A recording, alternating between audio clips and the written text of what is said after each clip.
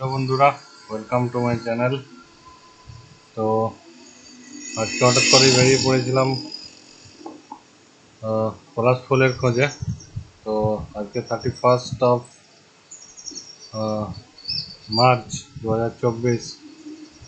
তো শুশুনিয়ার উদ্দেশ্যে রওনা দিলাম। তো রাস্তায় প্রচুর পলাশ ফুল দেখতে পেলাম, তো সেগুলোর একটা ভিডিও করে নিলাম, তো সেটাই শেয়ার করছি আপনাদের সাথে। আপনারা যদি বসন্তে পলাশ ফুল দর্শন করতে চান বা ভিজিট করতে চান, তো এই সময় আসতে পারেন। তো এটা শুশুনিয়া পাহাড়ের ফ্রন্ট ভিউ, মানে ছাতনা থেকে শুশুনিয়া পাহাড় যেতে যে ভিউটা আছে, সেই ভিউটা এখান থেকে নেওয়া হয়েছে।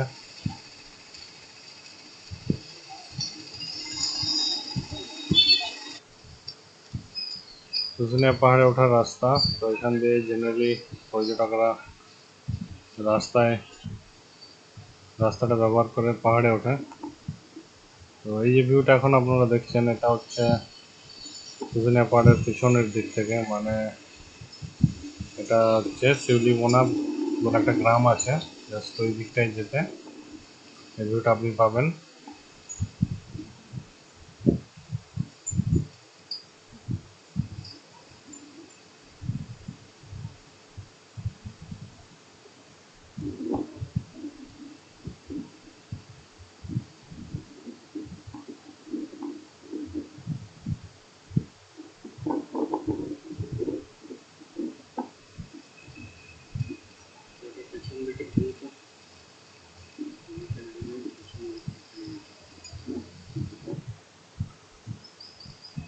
খুবই অসাধারণ সুন্দর। তো বন্ধুগণ, শুশুনিয়া পাহাড়টা পিছন দিক থেকে দৃশ্যটা রয়েছে শিউলিমোনা যে গ্রাউন্ডটা আছে, সেই গ্রাউন্ডটার দিকে যেতে পিছন দিক থেকে ভিউটা নেওয়া হয়েছে।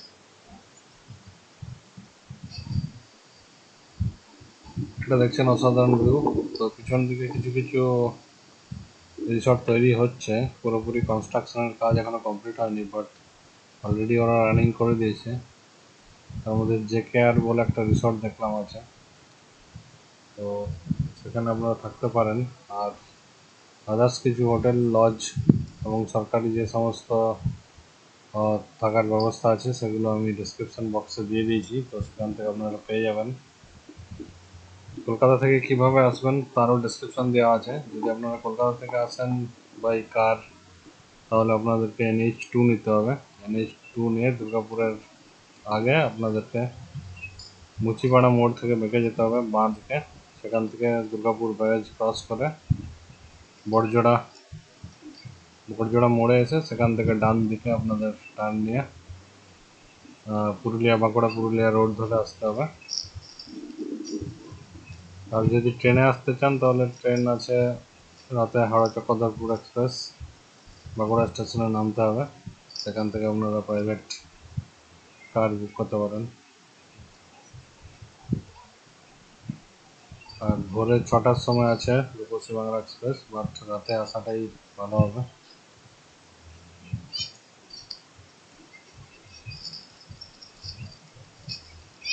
তো বন্ধুরা, যদি ভালো লেগে থাকে ভিডিওটি, তাহলে লাইক, শেয়ার এবং সাবস্ক্রাইব অবশ্যই করবেন।